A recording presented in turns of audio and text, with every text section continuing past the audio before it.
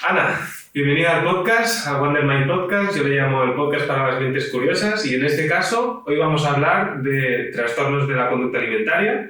Vas a hablar de tu experiencia, vamos a entender un poco qué tipos de trastorno hay, cuáles son los más comunes y qué podemos aprender de tu experiencia para que la gente luego en su día a día pueda mejorar o pueda incluso pensar ciertas cosas que le pueden estar pasando. Entonces, antes de empezar con la teoría y con toda tu experiencia, si quieres explicarnos quién eres para quien no te conozca. Pues yo soy Ana y estoy aquí un poco por casualidad. Me dedico a crear contenido, yo soy comunicadora audiovisual. Sin embargo, desde muy chiquita, desde que tenía 12 años, empecé a luchar, podría decir, con los trastornos alimentarios. Y eso me ha llevado a día de hoy, después de mucha terapia, a seguir un proceso de conocerme. También formarme en psicología, he hecho algunas formaciones, no la carrera, y me especialicé más en trastornos alimentarios y hice un máster de psicoterapia Gestalt para poder acompañar a gente a través de la comunicación, de la divulgación, incluso de la fotografía, a poder sanar esa relación con la comida, con el cuerpo y pues si están pasando por un trastorno alimentario poder acompañarles. Escuché un episodio, me enviaste un episodio que hiciste con Ángel Martín, donde hablaste más o menos de lo que hablaremos hoy. Intentaremos no repetirnos mucho porque ese también es un episodio que está muy bien. Entonces, para poner un poco de introducción, hay una frase que dijiste ahí con Ángel que era que la persona con bulimia puede sentir envidia por la persona con anorexia porque la persona con anorexia puede tener control y la persona con bulimia no. Cuéntanos un poco el porqué de esto y luego ya explicamos qué tipos de trastorno hay. Esta frase me la dijo un poco, este concepto me lo explicó un poco una psicóloga especializada en trastornos alimentarios con la que estuve haciendo terapia durante la pandemia. Porque cuando tú estás pasando por, sobre todo, trastorno por atracón y bulimia, sientes que pierdes por completo el control de todo. Es como un piloto automático que tú no gestionas y no controlas. Entonces, realmente es un control falso, porque nadie puede controlar nada. Claro. Sin embargo, cuando tú estás pasando por anorexia, yo en aquel momento sentía que con anorexia podía controlar algo de mi vida, que era la comida, o lo que no comía realmente.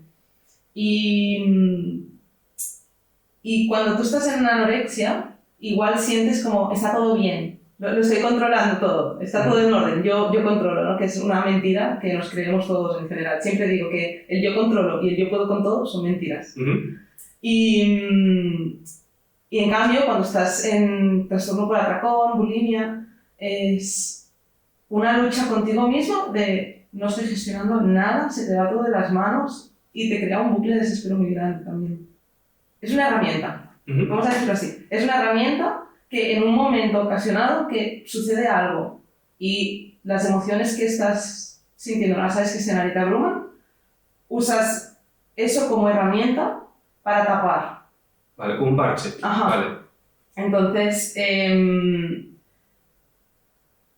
mi etapa de anorexia, era una herramienta para sentir que cuando todo a mi alrededor estaba desmoronándose y no podía gestionar nada, no podía controlar nada porque nadie me había enseñado a gestionar eso, pues dejo de comer. En mi caso, repito, porque en cada caso es muy diferente. Y era bueno, pues así puedo controlar algo. Es que no sé muy bien cómo explicarlo. Sí, ¿no? es como tú estás decidiendo controlar sobre la cantidad de comida que entra en ti. Entonces tú tienes el control sobre esa vertiente, simplemente esa. Todo lo otro, como no puedes controlarlo, lo que has dicho tú, no nos enseñan a gestionar emociones y tal, como todo lo otro lo vemos como que no podemos con ello, vamos a por lo que sí podemos, ¿no? Exacto. ¿Y qué diferencia habría con la bulimia? Que la bulimia es el polo opuesto, es descontrol máximo, como todo lo que puedo, ¿no? Y luego es, o sea, para tapar emociones, como todo lo que puedo, y luego pero es cuando viene la compensación, ya sea a través de hacer mucho deporte, ¿no? Te pasas 4 horas en el gym entrenando para quemar todo lo que has comido, o hay gente que vomita, hay gente que usa laxantes, hay gente que lo que sea. La cosa es compensar lo que acabas de comer porque te sientes culpable. Primero es, siento una emoción que no sé gestionar. me doy un atracón para tapar ese vacío, esa emoción que no gestiono, y luego la culpabilidad de lo que acabo de hacer, porque a todo eso también está tu imagen. Claro. Y cómo te sientes en relación a tu cuerpo. Entonces te viene el pensamiento también de voy a engordar, que es el miedo en un trastorno alimentario muchas veces. O sea, en los dos casos hay una falta de control de aspectos de tu vida que pueden ser varios, ¿no? Que no nos enseñan a gestionar. Se compensa con el no comer o el comer mucho. En el caso de la bulimia luego hay una compensación. En el caso de la anorexia, ¿algún tipo de compensación? ¿O se queda ahí en el decidir no comer? Muchas veces todos los trastornos van muy unidos. O sea, en casos de anorexia también se ve como la persona hace muchísimo ejercicio, está en constante movimiento, sobre todo caminar mucho cardio, ¿no? Como para mantener un peso bajo. Vale. Aparte de anorexia y bulimia, también me comentaste el tema de la vigorexia y la ortorexia. ¿Podrías explicar lo que son? Sí, la verdad es que hay muchos trastornos, incluso hay algunos que no sé ni siquiera cómo se llaman. Pero la vigorexia y la ortorexia son más comunes de lo que creemos y se habla muy poco de ellos. La ortorexia es la obsesión por comer sano, que la persona empieza a eliminar productos refinados, productos con gluten, productos con lactosa, empieza a eliminar también todo aquello que no es orgánico y cada vez como que va recortando y se queda con muchas pocas opciones, lo cual puede llevar a una desnutrición realmente. Y en el caso de la vigorexia es que cada día se ve muy a menudo con todo el mundo del fisiculturismo y en el gimnasio escucho muchísimos comentarios sobre esto, que se usa así como, ese vigoréxico, ¿no? Que va a competir, es vigoréxico. No uses la palabra así, porque es una obsesión por construir un físico. Normalmente es para crecer en masa muscular, ¿no? Estar súper definido, con mucho músculo, lo que lleva a uso de esteroides anabolizantes, a dietas muy estrictas, a muchas horas de gimnasio, y pues eso también es atentar contra tu cuerpo realmente, contra tu salud. Son extremos en todos los casos. Y ahí está la eterna pregunta que yo siempre me hago, eso no es blanco o negro, hay una escala de grises, supongo, no llega un momento que dices soy y no soy, o al revés, ¿no?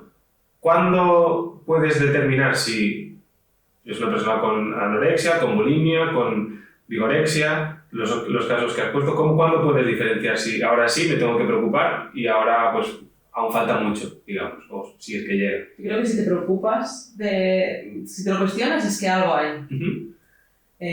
Obviamente, pues todo el mundo puede tener un mal día y darse un atracón, todo el mundo alguien puede querer competir y durante una etapa de su vida decir que este año me voy a enfocar en construir mi mejor físico y salir a competición. Todo el mundo puede pasar por un momento así que estás en la cuerda floja. La cosa es cuando te caes de la cuerda floja, pierdes el equilibrio, porque empieza a girar toda tu vida alrededor de eso. Y vives constantemente pensando en eso. Y si no entrenas te sientes culpable, y si te saltas una comida también te sientes culpable, ¿no? Es cuando empiezas a darle más vueltas de las que realmente una persona le daría. Cuéntame esto del trastorno de atracón. ¿Qué diferencia hay entre ser un glotón, que cada fin de semana el cheat meal lo petas, a tener el trastorno? Podría estar en la calle pensando, cuando llegue a casa voy a comer tal, ¿no? Pero no de ir al súper a propósito a comprar cosas para dar un atracón nuevo. Sin embargo, yo lo convertí en un hábito. Y no es que un domingo comas más de lo que dices, me va a doler la barriga, pero da igual, me lo como y ya está. Porque el domingo pasado con mi pareja desayunamos un montón de croissants y dulces y nos fuimos a la Fleca a comprarlo y tan felices. Y después pues, te vas a dar un paseo por la playa y listo, ¿sabes? Es el hecho de me lo estoy comiendo con ansiedad. Y por otro lado, lo hago como algo recurrente, porque en mi caso me pasaba mucho después de comer y después de cenar. Incluso había veces que decía, no voy a cenar porque así no me doy un atracón. ¿Y conseguías no pegarte el atracón porque no habías cenado? Porque cuando hay restricción hay más posibilidad de que haya un atracón. Compensas luego, ¿no? Claro. Y aparte piensas, mira, las calorías que me he ahorrado de la cena, luego con el atracón, pues mira, no será tanto, ¿no? ¿Te puedo preguntar qué tipo de atracones te pegabas? Me da vergüenza hablar de esto. Te da vergüenza, pues si quieres no lo decimos. Pero no, a ver, es que realmente mi madre se reía de mí porque a mi madre el tema de los atracones se lo conté, incluso viviendo con ella. Y es que he llegado a tener atracones de garbanzos. O sea, sé que suena absurdo, pero podía comer con tanta ansiedad que perdía el control. O sea, no solo era de comida golosa. No, era lo que encontraba. Porque en mi casa no solía haber dulces, cosas así, no. O sea, yo cuando estaba con el trastorno alimentario no compraba nada que supiese que me podía detonar un atracón. Entonces, por lo menos eran atracones sanos. Bueno, hombre, Pero la eso cantidad que ingería, la ansiedad con la que me lo comía y lo mal que me sentaba en las mezclas, era horrible. Otra frase que a mí me impactó bastante es: si yo llego a mi casa y me pego un atracón, es que algo está mal. Como que los atracones te estás tragando emociones que no puedes sentir. ¿En qué momento te diste cuenta de eso? Terapia. O sea, a cabo de los años... En terapia porque en terapia aprendí que yo no sabía gestionar mis emociones, pero como la mayoría de gente. A nadie se enseña a gestionar las emociones. Entonces, de pequeño se nos enseña que estar feliz, tener, no sé, es como la prioridad. Tienes que ser feliz y ya está. Pero si sientes ansiedad, si tienes miedo, si estás enfadado, si estás triste, eso es malo. Nos lo enseñan como emociones malas, ¿no? La tristeza es una emoción mala. No hay emociones buenas y emociones malas. Son emociones y todas sirven para algo. Como la comida, ¿no? Totalmente. No hay comidas buenas o malas. Exacto. Y también el enfado, ¿eh? Sí. O sea, pobre de ti que te enfades, porque mi abuela me decía, es que si te enfadas así nadie te va a querer. ¿Cómo aprendo yo de niña a enfadarme? No me puedo enfadar, digo que sí a todo y ya está. ¿Ahora te pasa eso? No, ahora gracias a terapia he aprendido a enfadarme. Bien. Sí, pero yo no sabía enfadarme antes y cuando me enfadaba, estallaba y me daba el atracón. Me comentaste, ¿tú estás en una relación ahora? Sí. ¿Puedo preguntarte cuánto hace que estás con esa persona? Casi 2 años. Casi 2 años.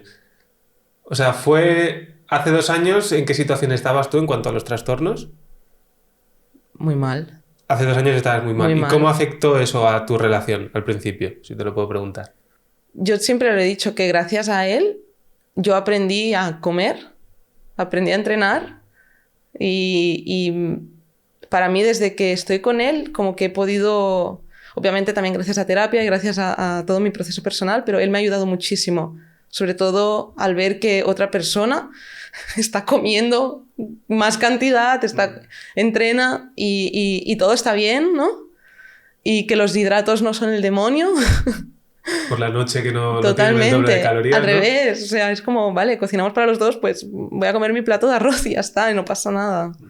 ¿Qué más cosas has aprendido gracias a estar en esta relación en cuanto a la comida y el deporte? Entrenar bien. Yo iba al gimnasio un montón de tiempo, creo que a perder el tiempo realmente, porque me daba respeto coger más peso, hacía muchísimo cardio,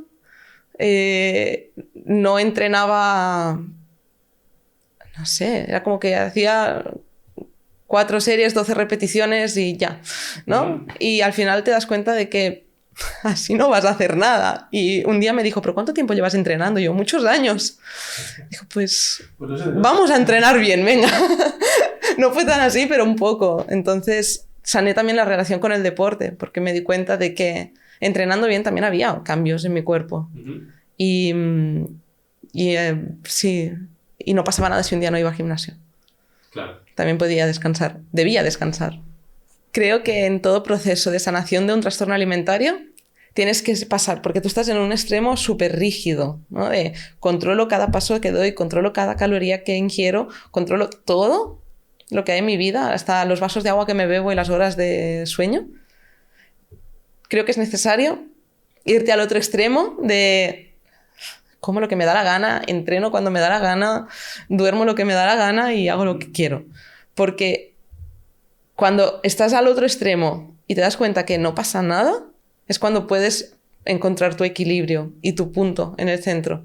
Y es en ese punto donde normalmente una persona que viene de estar en infrapeso empieza a subir de peso, subir de peso, subir de peso. Yo gané 20 kilos Es más, ahora peso 20 kilos más que cuando estaba con anorexia.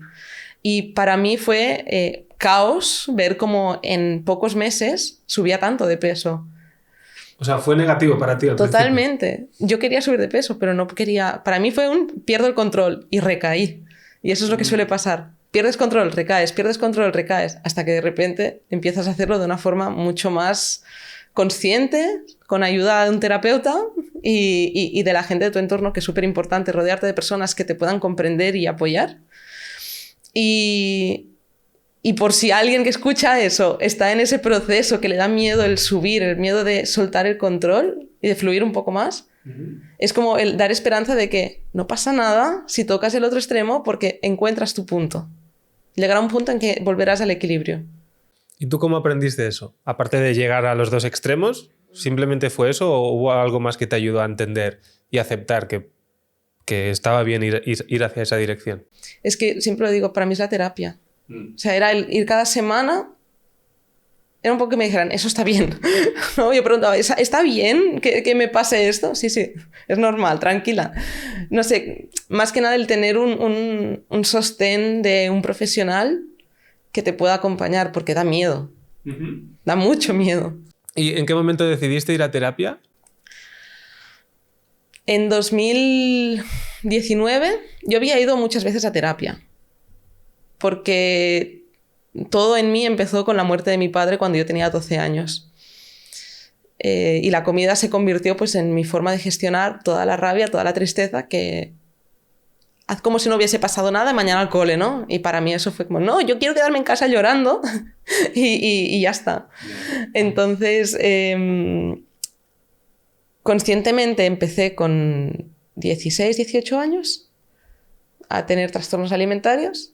Ahí empecé a ir a terapia a los 18, pero luego probaba, dejaba, porque es muy importante encontrar un terapeuta que encaje contigo. Y yo no encontraba. Hasta que de 2016 a 2019 tuve una recaída muy fuerte. ¿Eso tenías cuántos años? 25 por ahí, 20... algo así. Y yo sí que iba a una nutricionista y me dijo, Ana, es que estás al límite para ingresarte. Entonces, fue, o como o me ingresan. Y decidí pedir ayuda. Y fue en 2019 que por fin di con una buena terapeuta y ahí empecé a ir a terapia. O sea, has dicho que a los 12 murió tu padre. Sí. Y conscientemente tenías trastorno... Empezaste con anorexia, ¿verdad? Uh-huh. De los 12 a los 16 has dicho. O sea, a los 16 era más o menos consciente. Has dicho como la palabra consciente, sí. ¿No? ¿Y qué pasaba de los 12 hasta los 16? Un adolescente siendo adolescente, gestionando todo como fatal. Malabares, ¿no? Claro. E incluso es una época que he borrado de mi mente, honestamente. Es como si hubiesen arrancado las páginas del libro, ¿no? Cuando encontraste, en este caso, la terapeuta que has dicho que era la correcta, ¿qué pasaba con los anteriores? Porque yo entiendo, los profesionales son profesionales. ¿Es simplemente esa conexión que no había? ¿O has visto ahora en ella algo que los otros no tenían? ¿Conocimiento o manera de hablar o feeling? Creo que no sentía como que les importase lo que me estaba pasando a mí. Incluso llegué a ir a un psiquiatra que me dijo, pues si no quieres tener trastornos alimentarios, no comas. Y para mí fue vale, aquí no es, me voy. Gracias, ¿no? Sí. Entonces, encontré por fin ella, que es psicoterapeuta Gestalt, y para mí pues es una corriente que me ha ayudado mucho, la forma de trabajo que es la Gestalt. ¿Y en qué consiste? Se trata más del aquí y el ahora. Es mucho más humano a nivel de qué estás sintiendo, cómo lo estás sintiendo, de contacto contigo mismo, ¿no? ¿Qué necesito? No tanto... O sea, si te vas al pasado, es desde aquí. Uh-huh. ¿No? Estoy en el pasado, ¿vale? ¿Qué pasó ahí? No es tanto como una terapia cognitivo-conductual o algo. Esa sería la típica. Has dicho que lo que te hizo dar un paso adelante fue que te dijeran que quizá te tenían que ingresar, ¿no? Sí. ¿Qué tipo de ingresos hay en este caso? Fue el que me dijeran que me tenían que ingresar y fue ver a mi madre llorando y preocupada por mí. ¿Y hasta ahora no la habías visto preocupada y llorando? No. Fue darme cuenta de la gravedad. Ajá. Yo creía que yo estaba bien. O sea, tú pensabas que todo estaba bien, porque tú tenías el control ese sobre la comida, entonces ese control luego se esparcía y era control de todo. Yo veo fotos de mí en aquella época y yo no era consciente que estaba tan delgada. Yo en aquella época me veía gorda. Y si pones a otra persona que físicamente está también muy delgada, ¿cómo la ves? Delgada. Se le llama dismorfia corporal. Vale. Es el hecho de verte como no estás. Vale. Tienes otra imagen de ti mismo. Es que es muy complejo, es muy complejo. El tema de los trastornos alimentarios es súper complejo porque eso es súper importante tenerlo en cuenta. Cada caso es muy diferente. Y al no ser algo que... Porque no es una enfermedad. Entonces, al no ser algo que se diagnostica, tiene un tratamiento y listos, al ser así, es súper difícil de tratarlo. Porque es un síntoma de algo de tu vida que no está resuelto. Me comentaste que para tratarlo tienes terapia, porque simplemente comer o que un nutricionista te haga una dieta no es suficiente, tienes que ir a la raíz, ¿no? Exacto. ¿Ibas a la terapeuta y al nutricionista al mismo tiempo o primero destinaste todo tu esfuerzo en terapia y luego ya sí eso, nutrición? Primero fui al nutricionista porque quería adelgazar.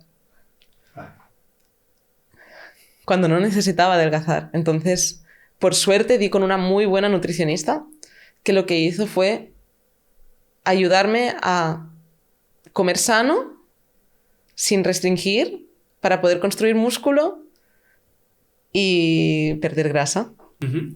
¿Qué pasó? Que no le hice caso. O sea, sí, a veces, pero yo iba recortando, lo que decíamos antes de contar calorías. Yo empecé, pues, 2000, vale, 2000, pero empecé a bajar y llegaba a un punto que si pasaba de 1200, por ejemplo, ya no comía más. ¿Y cómo tú decides no hacer caso a la nutricionista cuando tú decides ir? Uh-huh. Y te dice 2000 es lo correcto, ¿no? En ese caso, pues, me he inventado el número. Por ejemplo, 2000, 1800 o lo que sea, ¿no? Y tú decides reducirlo a un 50%, sí. Así para no decir números. ¿Y tú en ese momento crees que es una buena decisión? Sí. Sí. Obviamente no lo es, ¿eh? Pero sí. Sí, claro. O sea, damos por hecho que no lo es, pero tú en su momento dices, aunque una profesional me esté diciendo eso, ¿no? Yo decido pues ir a la mía, ¿no? Claro. ¿Cómo sales de ese bucle? Y hacer caso hacer caso a lo que es sano para ti.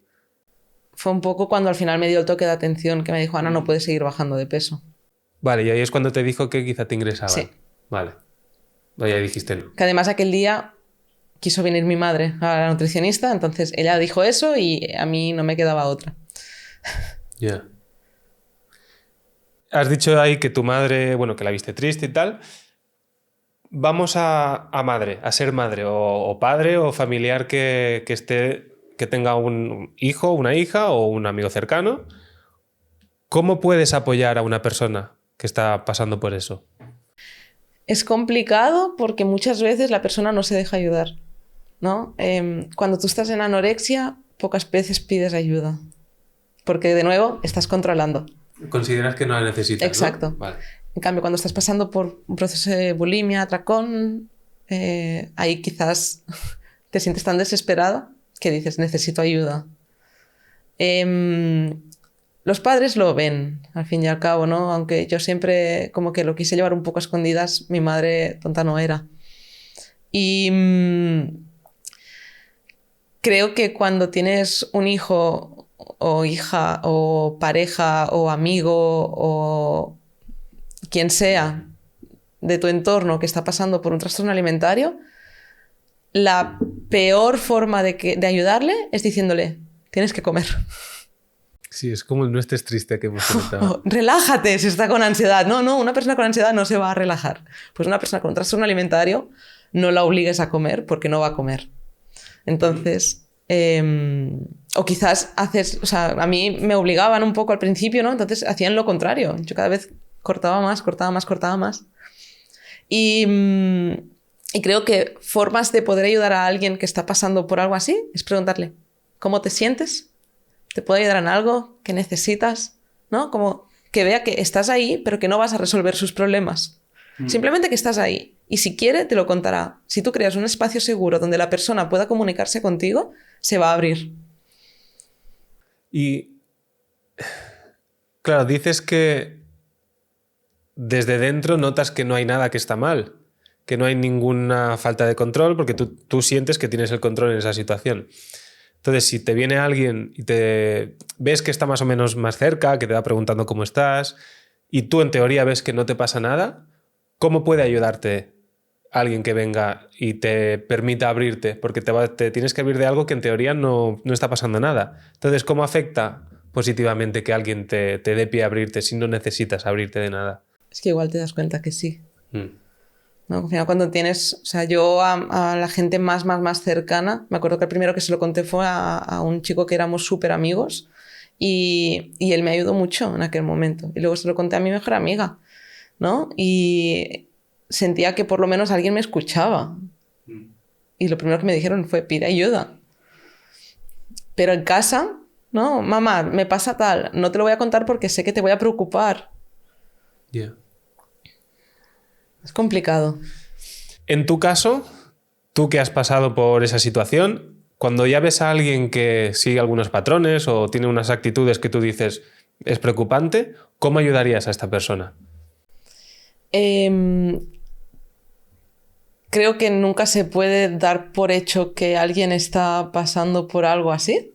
Sin embargo, cuando lo has vivido, identificas conductas que dices, uy. Y me pasó una vez, fuimos a una cena y una chica hizo algunas cosas que básicamente fue pedir el plato más ligero de la carta, comer como llenaba la cuchara muy poquito, justo después de comer se fue al baño, volvió con los ojos súper rojos y allí dije, ya está. Pues esta chica yo no la conocía. Entonces tampoco fui a meterme en plan, oye, ¿tú estás bien? Porque no era el caso. Si hubiese sido alguien, una amiga mía, pues le hubiese preguntado, oye, ¿estás bien? ¿Necesitas hablar de algo?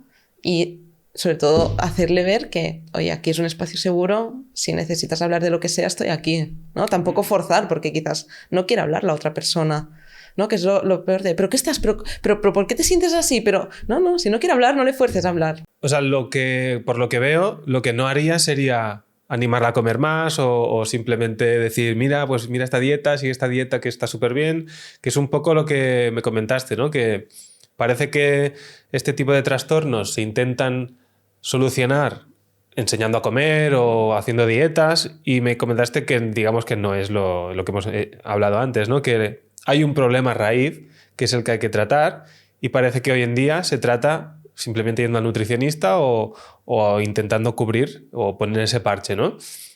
Entonces, cuéntanos cuál es tu opinión ahí. ¿Cómo se está tratando hoy en día y cómo crees que se debería tratar o qué se debería priorizar?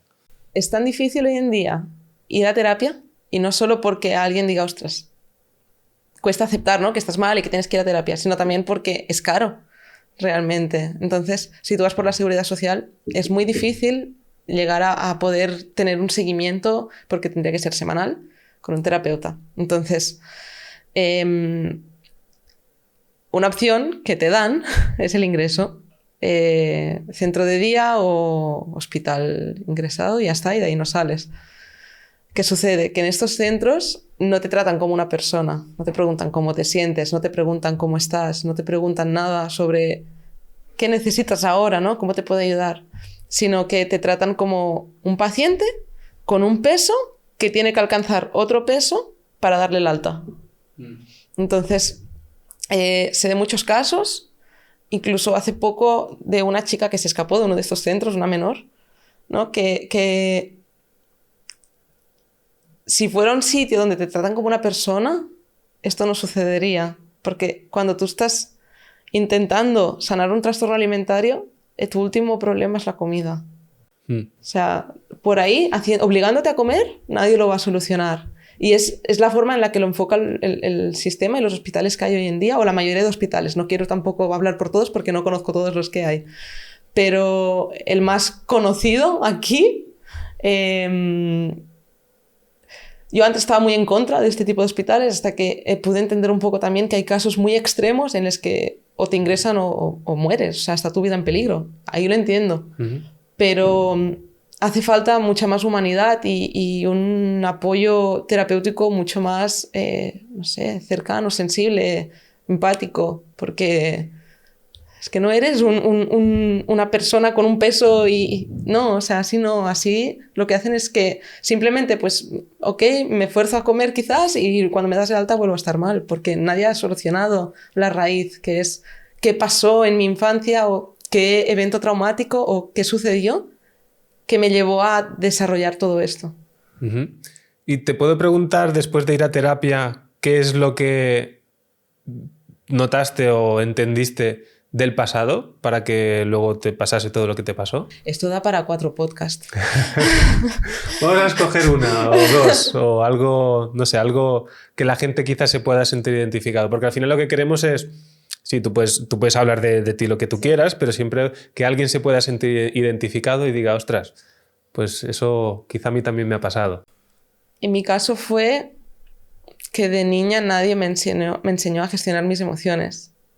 Entonces, por un lado tenía el input de si lloras estás fea, si te enfadas nadie te va a querer, nunca vas a tener trabajo, nunca vas a tener pareja, por lo tanto, cállate la boca, obedece. Lo digo muy exagerado, ¿vale? Pero, como resumido, así como pero es así, ¿no? realmente, ¿no? Es tienes que ser así. Y si te sales del molde, está mal, ¿vale? Y entonces, una niña, obviamente, no tiene recursos para gestionar, o sea, no puede poner un límite. Entonces, ¿qué hice? Pues me callo, digo que sí a todo y a ser como la sociedad o como los demás creo que esperan que yo sea, para no decepcionar a nadie, para no dar problemas. Por lo tanto, no sé poner un límite, que tengo que ir a terapia a mis 20 y pico para aprender a poner límites. Y creo que eso fue lo que en mi caso hizo que recurriese a la comida para poder gestionar, porque también estaba todo el problema de autoestima de cómo, así como tú eres, no está bien, será mi cuerpo. Entonces, pues tengo que adelgazar, ¿no? Porque hay que adelgazar, pues voy a adelgazar, porque quizás así agrado, quizás así me aceptan. Yeah. Entonces, lo ideal, ¿qué sería? ¿Cómo combinas la terapia y nutricionista? Según tu opinión, tu experiencia, lo que te haya ido bien a ti. Creo que es importante elegir bien y que entre ellos estén comunicados. ¿En tu caso lo están? No, porque yo ahora ya no, o sea, dejé de ir a nutricionista antes de empezar terapia, pero sí que tuve una época que estuve, que tenía un entrenador que también me llevaba a la nutrición, que bueno, vivía en Andalucía, pero me llevaba a él. Y duró pocos meses, pero sí que lo puse en contacto con mi psicóloga. Tuve 2 psicólogas, la terapeuta con la que sigo ahora y una que fue en la época de la pandemia que estaba especializada en trastornos alimentarios. Y con ella sí que puse en contacto para que, pues, por ejemplo, no me pesara. Vale. Eso sí, ni medidas ni nada. Para no poder poner un número a la situación, ¿no? Exacto. Y tú no tenías referencia y vas haciendo, ¿no? Exacto. Para los familiares también, quitar básculas de casa, por favor. Sí. Importante. ¿Qué más? Así, detalles del día a día que pueden ayudar a... Evitar los relojes. Yo cuando estuve mal al final me lo quité. ¿Qué te dicen los pasos que has hecho? Total, porque ¿Controlabas mucho te eso? Controla. Y si no, daba mucha ansiedad y había noches que estaba yo subiendo y bajando escaleras de casa para poder llegar a un número de pasos. Antes te he dicho que en mi cabeza no entraba... ¿Cómo has dicho que se llamaba cuando tú te ves en el espejo? Dismorfia corporal. Dismorfia corporal. Supongo que no soy la única persona que no lo entiende y hay cosas que no entiendo o tengo unas creencias sobre eso por mi desconocimiento de la situación que mucha gente también puede tener. Entonces, mi pregunta aquí es, ¿cuáles son las creencias erróneas o los mitos que la gente puede pensar, incluso dar por hecho, sobre personas que estén sufriendo esta situación? Que está delgada porque no quiere comer y lo hace para llamar la atención, por ejemplo, ¿no? Que puede ser, ¿no? De, oye, como nadie me escucha, voy a llamar la atención de alguna forma, pero no es una llamada de atención de, mira, lo hago porque está de moda. Claro, que alguien simplemente porque le falta esa atención tenga que recurrir a eso, porque hay mil maneras. Claro. Y tener que llegar ahí, aunque sea, no quiero decir broma o simplemente fingido, es que ya es grave incluso que lo quieras fingir, ¿no? ¿Qué más hay creencias así o mitos? Que se puede curar fácil de un día para otro, en plan, pues haz dieta y ya está, ¿no? Come, ¿no? Come y ya, y subes de peso, ¿no? Que todo el mundo, es que estás muy delgada, lo sé, ¿no? Cuando ya estaba recuperando era como, sí, pero es que no estoy subiendo de peso. O también la otra es que también se dice mucho que nunca te curas de un trastorno alimentario. Uh-huh. Y a mí me gusta decir lo contrario, porque yo me he curado. Entonces, ¿por qué los demás no? Y hay muchos casos, no soy la única, obviamente. Ahí también me viene la pregunta esta de la escala de grises, que es lo de curarse. Uh-huh. Yo desde mi perspectiva, que está muy lejos, es... Claro, para yo curarse es o lo tienes y ya no lo tienes, ¿no? Pues... ¿cómo detectas que estás yendo en esa buena dirección? En tu caso, por ejemplo, ya has comentado que cada persona es un mundo, ¿no? En tu caso, ¿cuándo viste que te curabas, que ya estabas yendo hacia la dirección correcta? Un día fui a terapia y me dijo, ¿te das cuenta que hace mucho tiempo que no me traes el trastorno por aquí? Dije, anda, es verdad, porque antes era, he tenido atracones, estoy mal, así. Cada sesión, o sea, un montón de sesiones de trastorno. Bueno, ya lo que quería era entrar a ver qué había debajo del trastorno. Incluso durante una época estuve tomando medicación para poder bajar el síntoma, ¿no? Y poder entrar un poco a profundizar más. Entonces, cuando mi terapeuta me dijo eso, hizo como un clic, ¿no? De decir, ostras, ¿es verdad? ¿Qué ha pasado? Y también fue el darme cuenta.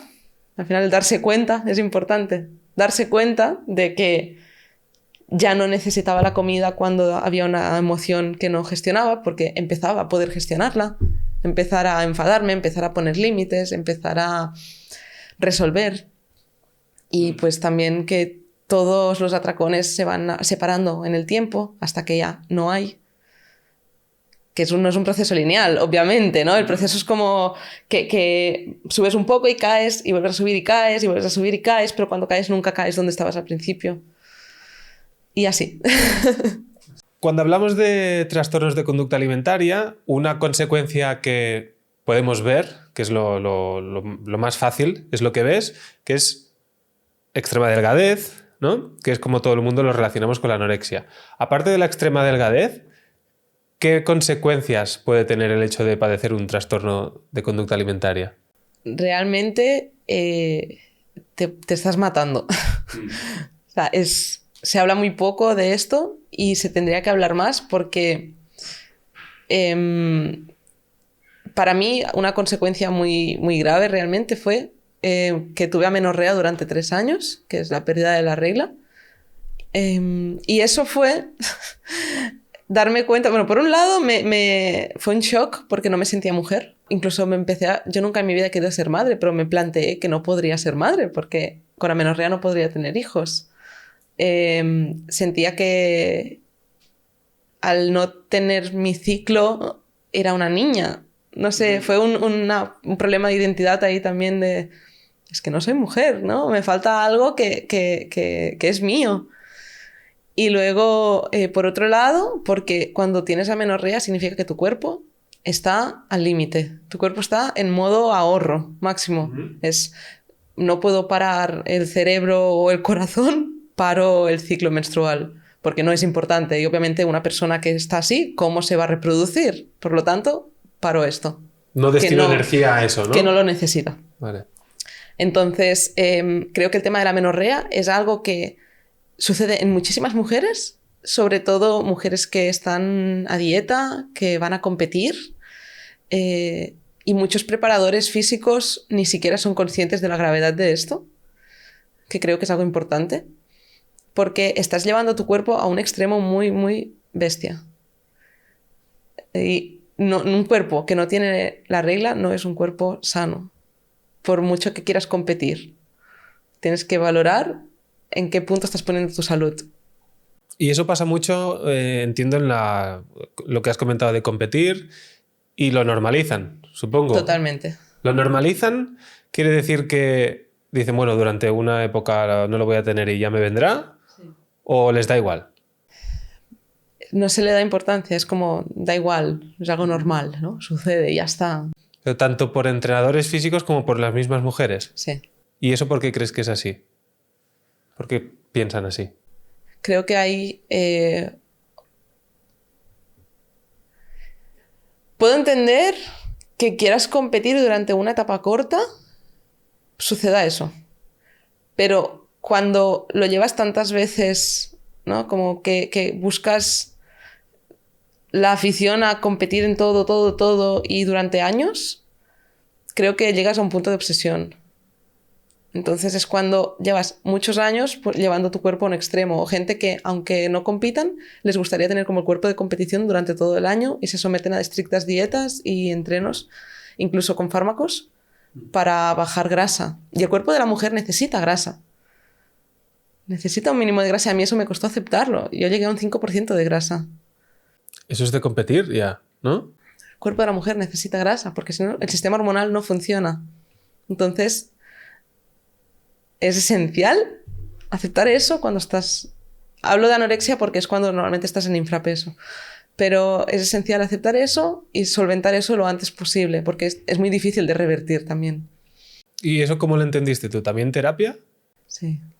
O sea, todo al final es lleva... contactando conmigo misma y conociéndome más y darme cuenta y leer mucho. Sí. Luego compartirás lecturas al final, ¿vale? Que haremos la pregunta típica del podcast de recomendaciones. Vale. ¿Qué más? ¿Qué más consecuencias, aparte, consecuencias no visuales, puede tener? También, pues en casos de anorexia te baja mucho también te puede bajar la tensión en cualquier momento, te puedes desmayar en cualquier momento. Yo una vez me golpeé la cabeza con la ducha porque me desmayé. O sea, te puedes matar realmente. Sí. Te empieza a caer el cabello. Estás desnutrida, por lo tanto el pelo se cae, se vuelve más frágil, la piel se descama. Hay muchísimas consecuencias realmente a nivel de salud. En temas, por ejemplo, si tienes bulimia, te quemas por dentro, ¿no? Te pueden salir úlceras, te puedes perforar el esófago. De vomitar, por ejemplo. Hostia. Sí. Incluso dañarte también el esmalte, que... Dentro de lo grave no es lo tan grave, ¿no? O sea, no, pero bueno, son cositas mejor que perforarte el estómago. Pero sí. No, sí. Cosas muy fuertes. Y creo que hay que hablar de eso también. Porque si no eres consciente de... ¿no? Todo el mundo sabe que si fumas te puede pasar muchas cosas malas. Pues si juegas con trastornos alimentarios, también te pueden pasar muchísimas cosas malas. No solo vas a perder peso. Vamos a hablar entonces... de patrones que podías seguir tú digamos, en tu época más mala, en la peor época que pudiste vivir, para que la gente pueda sentirse identificado si ven que siguen algunos patrones. Vamos a ver ejemplos del día a día, decisiones que tú tomabas durante el día a día para confirmar ese control que hemos estado hablando antes. Para empezar, desde que me despertaba ya estaba pensando en ¿cuándo comería? ¿Qué comería? ¿Cuándo entrenaría? ¿Cuántas veces al día me movería? ¿No? Era como no es un ¿qué haré hoy? No, es comer, entrenar, ¿no? Y toda tu vida gira en torno a eso. Otra cosa que hacía era cancelar planes, ¿no? Hay una cena, no voy. O quizás decía, vale, voy, pero ya ceno en casa, luego vengo. Y no cenaba en casa, y en casa decía que cenaba en la cena. Compararme mucho cuando empiezas a darte cuenta que te comparas con personas de tu entorno o con modelos de internet, modelos fitness e influencers X. Una cosa es que te compares en plan, no sé, algo muy básico pero que no le das importancia. Otra cosa es que constantemente estés comparándote en plan, tengo que ser así, quiero ser así, voy a hacer lo que esa persona hace. Hoy mismo he publicado un post del típico vídeo de ¿qué como en un día? Esos vídeos son veneno. ¿Todos? ¿Qué como en un día? Sí. Si estás pasando por un trastorno alimentario. Ah, vale, es verdad, Claro. me ha faltado ese contexto. Cierto. Claro, pasando por un trastorno alimentario, porque yo los veía y pensaba, pero ¿cómo puedo...? Yo en recuperación, que igual estaba ingiriendo 4.000 calorías diarias para poder subir de peso. Y que de repente veo que una influencer que se dedica al fitness está compartiendo de mi menú de 1.800 calorías o no sé qué, y comparte todo así súper... A mí eso me apartaba el plato. Yeah. Yo no podía ver esos vídeos. Y para una persona que está con un TCA es contraproducente por completo. Entonces, compararte, mala señal. Si sientes que... No sé, al final es como toda tu vida gira alrededor de eso. Creo que eso es como lo más grave. Y todo vuelve a lo de antes de...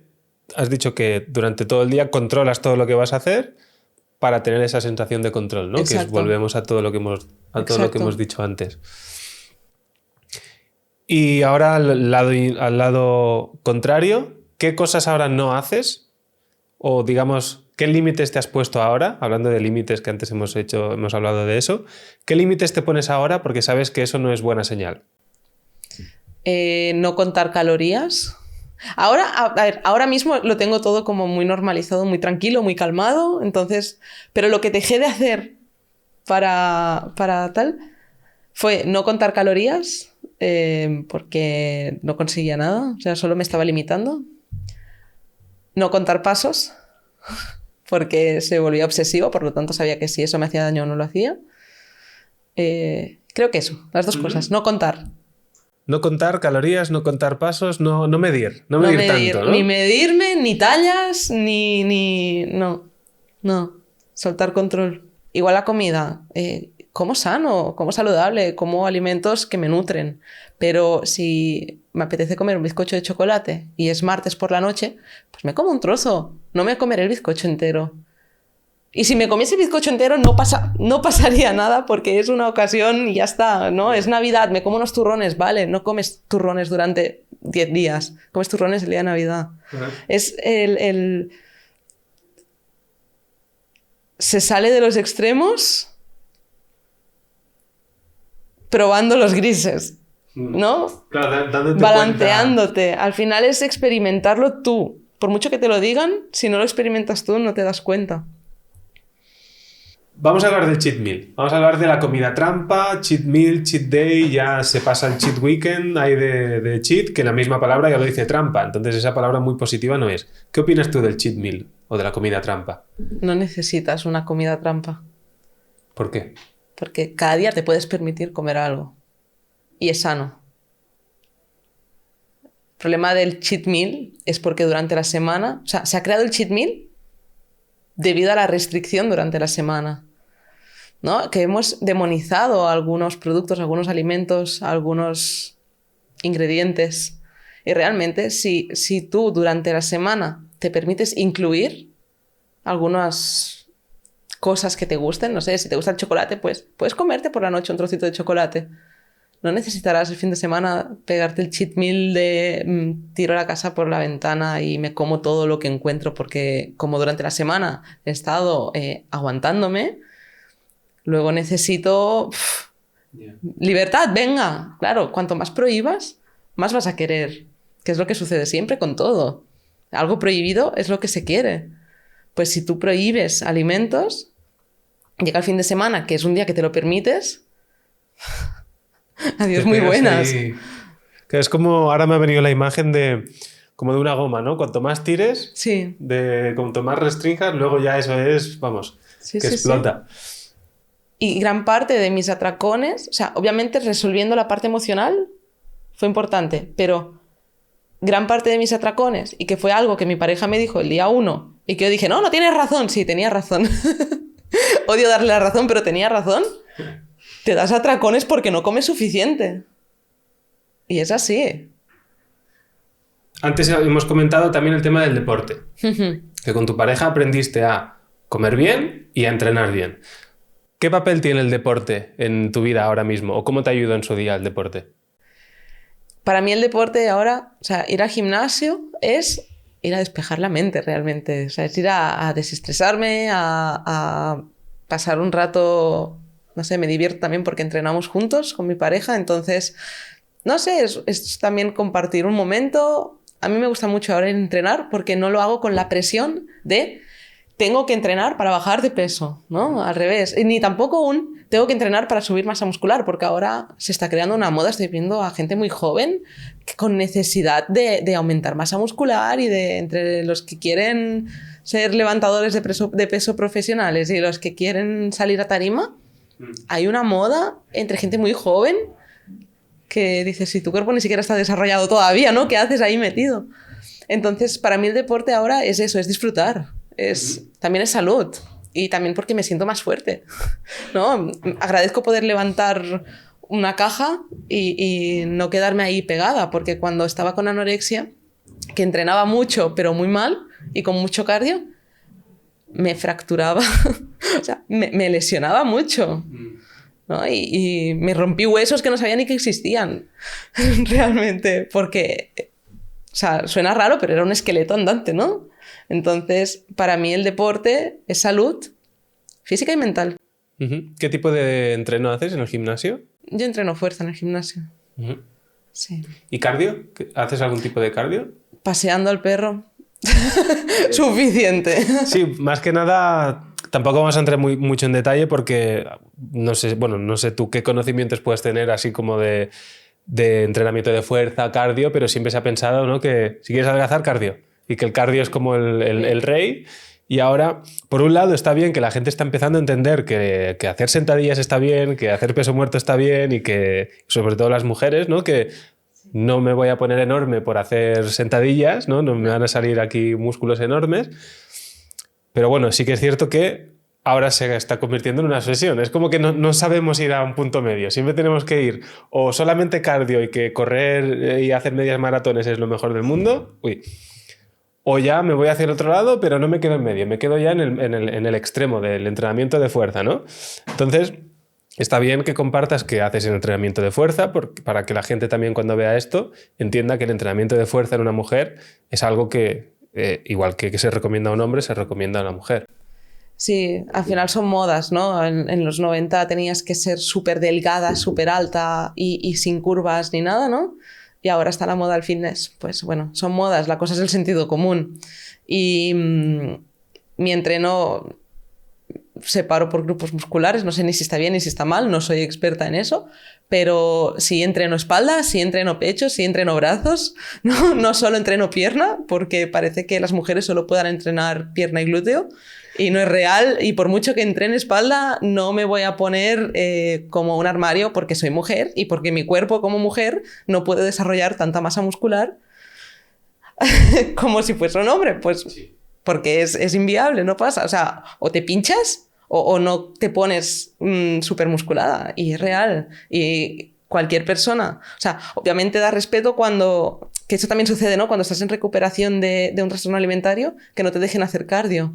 Y empiezas a pensar, mierda, me voy a poner grande. No te vas a poner grande.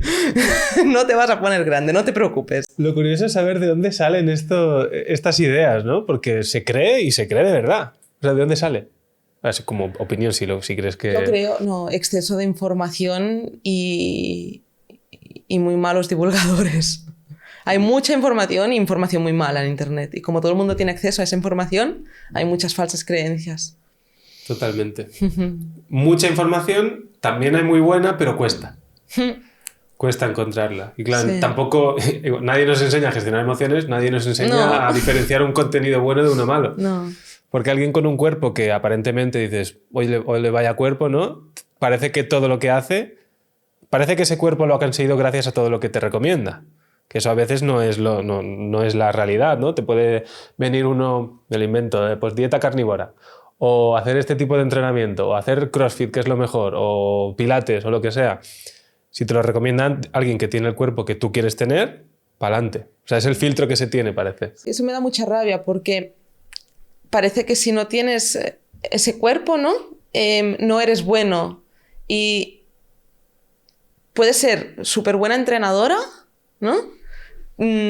Saber un montón, tener un montón de conocimientos, poder planificar perfectamente según las necesidades de una persona, un entrenamiento, lo que sea. Pero como no tienes el cuerpo normativo que la industria espera que una entrenadora tenga, ¿no? No eres válida. Ya no tienes esa autoridad, ¿no? Entonces, y hay gente que solo por tener un cuerpo venden entrenamientos y dietas así como si nada, y quizás no tienen ni siquiera conocimientos, ni siquiera tienen una formación. Y estás jugando con el cuerpo y con la salud de otra persona. Porque lo que a ti te ha ido bien, quizás a mí no me va bien. Y eso es importante diferenciarlo también, que cada persona es un mundo y cada alimentación es diferente, cada entreno es diferente. Antes de pasar me gustaría que hablases ya la última parte, que es la parte tuya de explicar lo que haces, dónde te podemos seguir y tal. Hay una pregunta especial que me gustaría hacerte, y es que como he estado viendo información sobre ti, he estado en tu Instagram viendo que hacías las recetas y tal, y he visto que tienes un perro. Entonces, ¿cómo de importante, he visto que le quieres mucho, hay mucho contenido muy chulo, cómo de importante ha sido en este caso Kai, que es el perro, en tu proceso de recuperación? Pues Kai llegó en mi vida en un momento en el que yo estaba completamente rota, porque todo lo que había estado construyendo en 2021 se me derrumbó todo. O sea, era como, vale, tengo mi estabilidad, tengo familia bien, todos bien, tengo mi trabajo, estaba con otra pareja, era como todo, bueno, tengo estabilidad, ¿no? Teníamos un perrito, todo en orden, ok, y de repente aquel año, no sé qué pasó, pero como que todo cayó, todo, absolutamente todo, hasta se me murió mi abuela. O sea, todo, absolutamente todo, perdí el trabajo, me echaron de un día para otro, fue todo horrible. Y llegó un punto en el que me dio un bajón con los TCAs porque no supe gestionar de nuevo, ¿no? Una avalancha emocional, no sabes gestionar nada, te caes. Y tuve una recaída fuerte, bastante fuerte. Y un día hablando con mi madre me dijo, oye, si coges un perro, un perrito pequeño, tal. Y yo, pero quiero husky. Así, ¿no? Como para complicarte la vida, busca un husky. Nada, al final, después de buscar mucho tiempo, encontré en 1000 anuncios que se regalaba un perro. Y habían publicado eso hacía nada, súper poquito tiempo, en plan 20 minutos. Llamé enseguida, eran como las 11 de la noche, pero yo llamando como, es este. Y efectivamente, al cabo de una semana tenía un lobo en la puerta de mi casa y pensé, ¿dónde me he metido yo ahora? ¿Qué hago con un lobo que me mira con cara de susto y que está oliendo todo lo que hay en casa? Pero fue bonito, porque por lo menos durante una semana no tuve atracones. Y Kai, yo digo que es mi hijo, ya que no le guste que la gente llame hijo a su perro, pues lo siento. Pero para mí Kai es un pequeño maestro, porque me ha enseñado mucho. Me ha enseñado a que está bien parar. No sirve salir a pasear y estar en un piloto automático paseando y volver a casa porque hay que pasear el perro. No, está bien pararte un rato en el mar y jugar un rato, como que también te saca la parte más niño del juego, también una responsabilidad, ¿no? Te responsabilizas de tu perro, aprendes a responsabilizarte de ti mismo. Hay un problema, se resuelve, ¿no? Ser un poco más consciente de todo y resolutivo. Me enseñó a poner límites, que antes hablábamos de los límites. Para mí los límites eran mi gran tema pendiente, y con Kai o ponía límites o el lobo se me comía. O sea, una de dos. O sea, límites a él le ponía. Totalmente. No sé, para mí Kai cambió mi vida para bien, y hemos compartido atracones juntos. Sí, le gusta la crema cacahuete. Comprobado, ¿no? Aquel día que se te cayó un poco y lamió el suelo, dijiste, eres de los míos, ¿no? Venía allí como, mamá, para mí también hay. Compartido. Hostia, me ha gustado la imagen esa. Os imagino ahí los dos con el Ben Jerry's en el sofá. Kai ahí Sí. sentado también. Y te ayuda a gestionar la ansiedad. O sea, siento que un perro intentaba bajarle, si él estaba muy... que no podía resolver lo que le estaba sucediendo, yo me ponía más ansiosa, él se ponía más ansioso, ¿no? Y al final era como, vale, Ana, baja, céntrate, calma. Y te ayuda a resolver tu ansiedad también. Es un apoyo incondicional. ¿Cuántos años tiene? 5. 5 años. Lo adopté con 3. Ah, vale, lo adoptaste con 3. Y lo regalaron en 1000 anuncios. Sí. Hostia, curioso, ¿no? Que regalen un husky, un husky siberiano, Sí, sí. ¿eh? Hostia, qué casualidad. Y era el que tú querías. Apareció. Hostia. Y ahora, antes estábamos viendo que tenías ahí el tema de las cámaras, o sea, es algo... Tu relación con él es muy cercana, Sí. ¿no? En este caso. Entonces, tu día a día con él, si tuvieras que escoger una situación que crees que es la que ha hecho que tú hayas podido seguir hacia adelante y la que más le agradeces a Kai, ¿cuál sería? Es que para mí es cuando tengo un ataque de ansiedad, él está ahí. Mm. Y me emociona hablar de él. Y a veces que he sentido que volví a caer, me podía tumbar a la cama a llorar y él, aunque sea súper poco cariñoso, en aquel momento sí que estaba, ¿no? Como que en los momentos difíciles que haya estado ahí. Como que lo notaba, ¿no? Sí, es, no sé, quien me ayuda a superar muchas batallas. Qué guay. Lo que has comentado antes de que aprendes a, bueno, lo de poner límites, ¿no? Lo de aceptar las responsabilidades, porque al perro, si tú no te encargas de la responsabilidad de cuidarlo, él no se puede cuidar. Entonces supongo que eso era como una bola de nieve, ¿no? Si empieza la bola de nieve y son las responsabilidades pequeñas con el perro, es como que luego es un músculo que se va haciendo más grande, el de la responsabilidad, ¿no? Y si dices, mira, me estoy demostrando que puedo ser responsable con el perro, pues luego quizás puedo ser responsable con otra cosa y luego con otra cosa, y es como que te daba ese empujón, ¿no? Para el tema de la responsabilidad. Y hay otra cosa también de los perros, que es que ellos piensan, sienten y actúan en coherencia, ¿no? Tengo hambre, voy a buscar comida. Es básico. En cambio nosotros pensamos una cosa, sentimos otra cosa y hacemos algo totalmente diferente a lo que estamos pensando y a lo que estamos sintiendo, ¿no? Y creo que con mi terapeuta, al empezar a entrar en coherencia de siento algo o pienso algo, lo que siento, lo que hago, todo está junto, también me ha ayudado a sanar el contactar conmigo y encontrar esa coherencia. Entonces es como un modelo, ¿no? De decir, si ellos lo hacen, ¿por qué nosotros no? Claro, nosotros, ojalá fuese tan fácil como ser un perro, ¿no? O sea, comportarse como ellos. Pero puedes actuar en coherencia con lo que estás sintiendo. Estamos llegando al final de la entrevista. Antes de acabar, me gustaría que explicases un poco cuál es tu proyecto. En este caso, lo del Lecker and Healthy. Creo que lo he pronunciado bien. Entonces, cuéntanos un poco esto qué es. Empecé a crear esta página con una amiga en 2017 o por ahí, en pleno momento de intento de recuperación de anorexia, porque ella también estaba pasando por esto. Y dijimos, bueno, pues si compartimos nuestro proceso, quizás podemos ayudar a la gente. No nos estábamos ayudando ni a nosotras mismas, pero por lo menos me obligaba a cocinar porque tenía que publicar una foto, ¿no? Es una página donde en su inicio era donde publicábamos recetas saludables. O sea, ese era el objetivo. Y compartir nuestro proceso de recuperación. Ella se desvinculó del proyecto muy prontito, entonces me quedé yo sola con el proyecto. Y exclusivamente compartía fotos y vídeos cuando salieron los reels de qué comía, ideas de recetas saludables, ¿no? Como animando a la gente a comer sano. En aquel momento prohibiendo alimentos, obviamente, ¿no? ¿Cuándo empezaste? Claro, la página es como que ha evolucionado conmigo también, soy yo.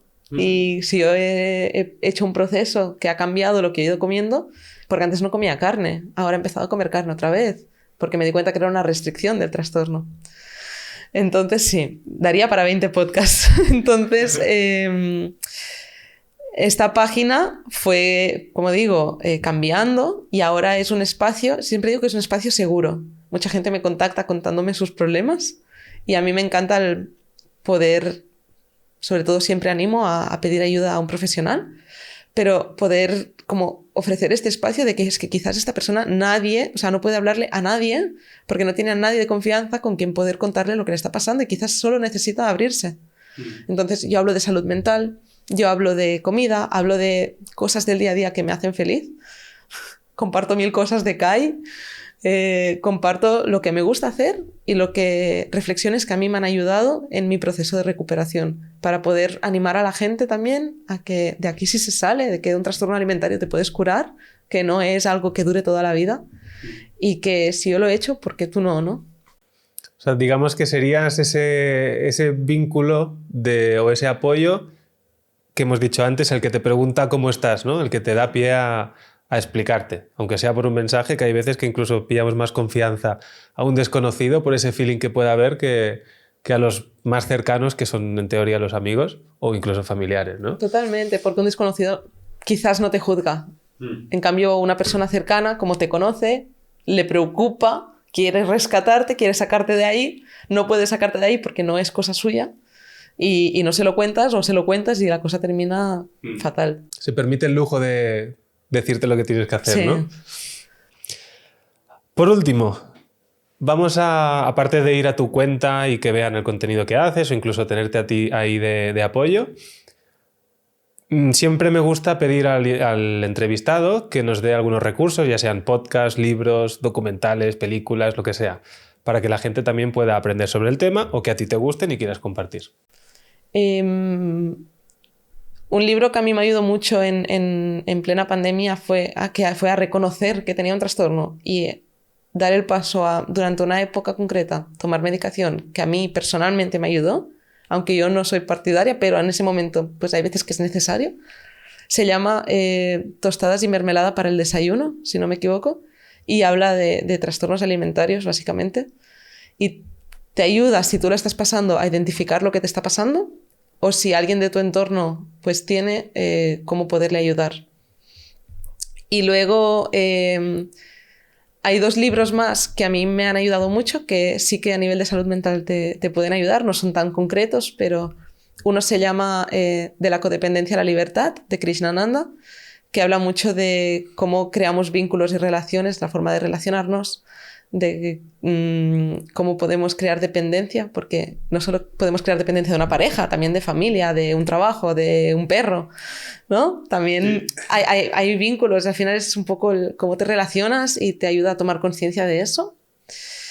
Y otro que se llama, si no me equivoco, Volver a casa, de John Bradshaw, que te ayuda un poco a viajar a tu infancia y entender cosas del pasado, ¿no? Que a veces hay que limpiar y vaciar la mochila para poder sanar el presente.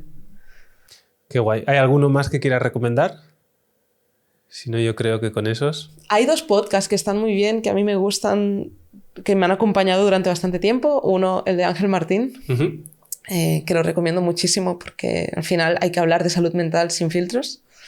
Y el otro se llama Se regalan dudas, que es de unas chicas mexicanas y hacen muchas entrevistas a gente pues, que están especializados en diferentes ámbitos, que creo que está bien, interesante. Muy bien, pues toda la información la pondremos ahí en la descripción para que la gente pueda ir y comprarlo, ver los libros o hacer lo que considere. Muchas gracias por tu tiempo, por haber compartido tu caso en concreto o todos los aprendizajes que has ido teniendo durante toda esta época y bueno, esperemos que si podemos ayudar al menos a una persona a seguir hacia adelante, pues yo creo que este podcast habrá valido la pena. Así que muchas gracias. A ti, gracias.